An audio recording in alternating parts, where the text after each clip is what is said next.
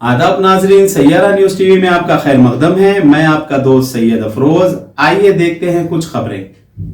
हमारे बुजुर्गों ने कहा था कि जो शख्स जैसी जिंदगी गुजारेगा वैसी ही इसे मौत आती है। नमाजी की मौत नमाज पढ़ते हुए आती है, शराबी की मौत शराब खाने में आती है। इस तरह एक रौडी की मौत दूसरे रौडी के हमले से होती है।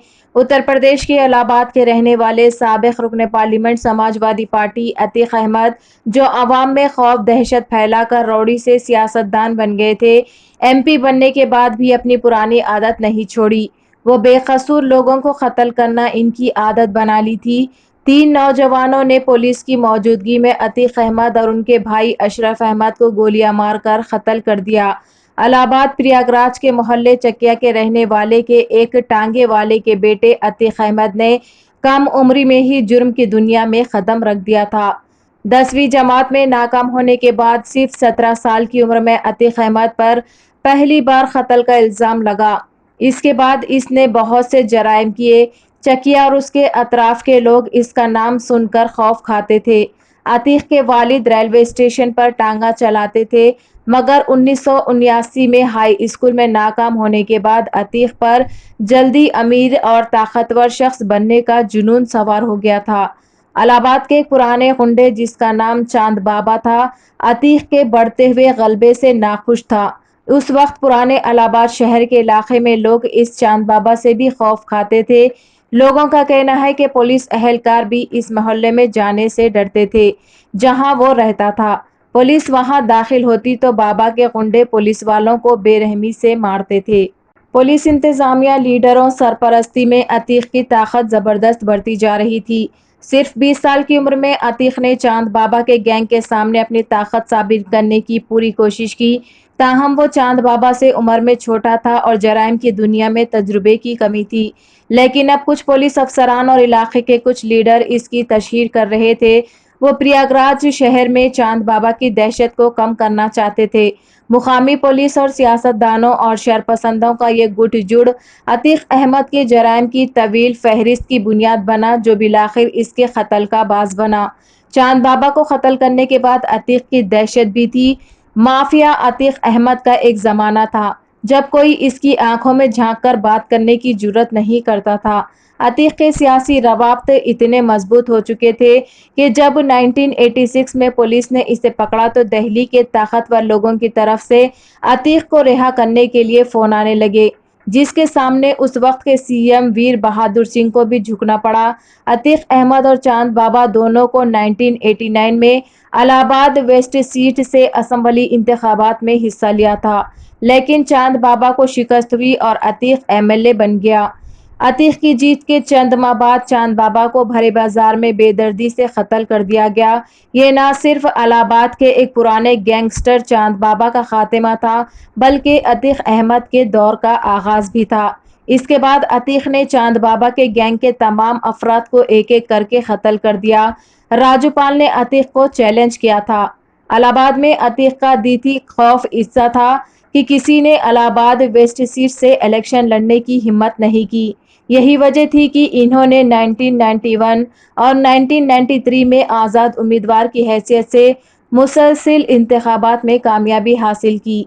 इसी दौरान समाजवादी पार्टी से इनकी खिरबतें बढ़ने लगी और इन्होंने SP के टिकट पर 1996 का इलेक्शन जीता था।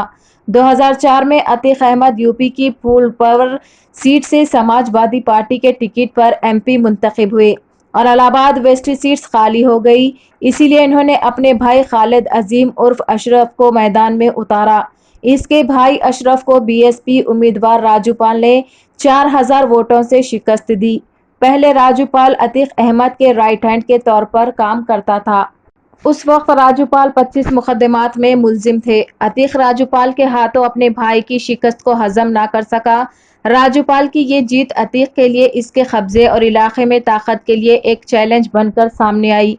इसके बाद 25 नवंबर 2005 को अतीक अहमद के गैंग के लोगों ने BSP MLA राज्यपाल पर खुलेआम हमला किया। जख्मी राज्यपाल के हामियों ने इन्हें टेम्पो में हॉस्पिटल ले जाने की कोशिश की।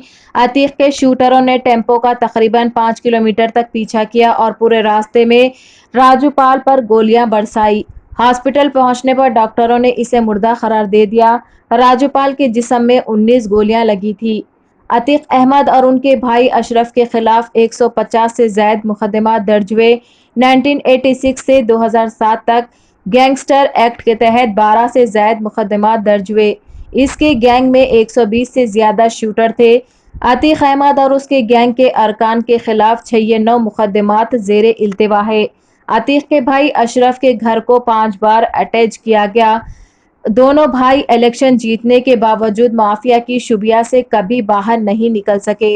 पुलिस अफसरान अतीक के मंसूबाबंद मुजरिमाना गठजोड़ से तंग आ चुके थे। 23 अप्रैल 2019 को सुप्रीम कोर्ट ने अतीक अहमद को उत्तर प्रदेश से बाहर भेजने का हुक्म दिया। 3 जून 2019 को इन्हें अहमदाबाद की साबरमती जेल भेज दिया गया।